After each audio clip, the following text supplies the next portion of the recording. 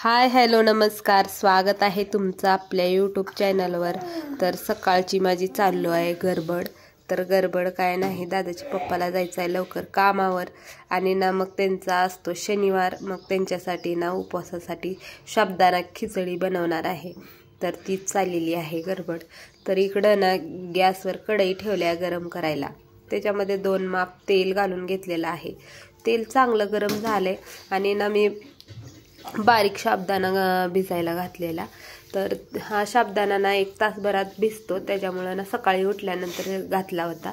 आता 1 तासभरानं बघा चांगला साबुदाणा भिजलेला आहे, बघू शकता किती मऊ झालेला आहे। तर आणि इकडं ना 1 बटाटा घेतले बारीक चिरून आणि ना 2-3 मिरच्या घेतल्या। तेल गरम झाले बघा थोडे, आता याच्यामध्ये ना बटाटा घालून घेते।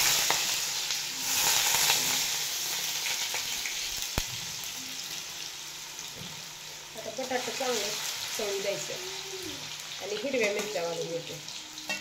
2 हिरव्या मिरच्या घेतल्या। तुम्ही ना या साबुदाण्याला लाल तिखट, आता हिरवी मिरची घातली मी इथं, तुम्ही इथं ना लाल तिखट बी वापरू शकता। थोडंसं मीठ घालून घेते जेणेकरून बटाट्यामध्ये ना चांगलं मिक्स व्हावं।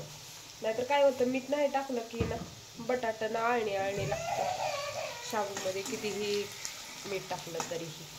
म्हणून जरा बटाटा तळताना ना मीठ टाकून घ्यायचं। आता मिरची आणि बटाटा चांगलं परतवून घ्यायचं। मध्ये ना थोडं शेंगदाणे घालणार आहे भाजलेले। आता बघा मिरच्या आणि बटाटा चांगलं तळले, आता याच्यामध्ये ना हा बारीक साबुदाणा घालून घेते मी याच्यात।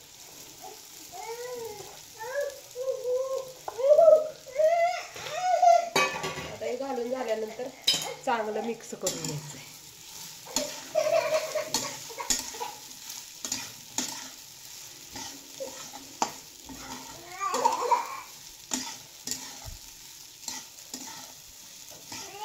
मिक्स झालेला आहे, आता चवीनुसार मीठ घालून घेते। बघून टाकायचं, बटाट्यात बी टाकलेलं होतं, तर चवीनुसार मीठ।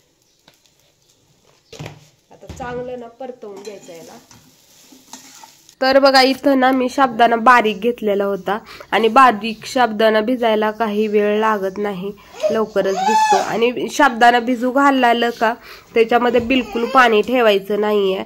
हे बारीक साबुदाणा असल्यामुळे ना लगेच चिकट होतो, त्यामुळे ना पाणी थोडंही ठेवायचं नाही भिजायला घालताना। त्यानंतर बघा इथं मी ना मोठं वाटलेलं शेंगदाण्याचं कूट घातलेलं आहे। तुम्हाला शेंगदाण्याचं कूट आवडत नसेल तर नाही घातलं तरी पण चालतं। तर इथं शेंगदाण्याचं कूट घालून झाल्यानंतर चांगलं परतवून घेतलेलं आहे साबुदाणा। आणि आता काय करणार आहे, 5 मिनिट चांगलं ना वाफवून घेणार आहे साबुदाणा। तर त्यासाठी मग ताट झाकून ठेवलेलं आणि ना 5 मिनिट वाफवून घेतलं। तर 5 मिनिटानंतर बघू शकता आपला साबुदाणा एकदम मस्त असा तयार झालेला आहे। तुम्ही बघू शकता इथं थोडाही चिकट झालेला नाही, साबुदाणा मोकळा सक असा आपला साबुदाणा तयार झालेला आहे। आणि ना ह्या घाई गडबडीच्या टायमाला तुम्ही असा ना साबुदाणा बनवून उपवासासाठी खाऊ शकता, खूप छान आहे। आणि जर तुम्हाला माझी रेसिपी आवडली तर व्हिडिओला लाईक करा, कमेंट करा, शेअर करा आणि चॅनलवर नवीन असाल तर चॅनलला सबस्क्राईब करायचं विसरू नका।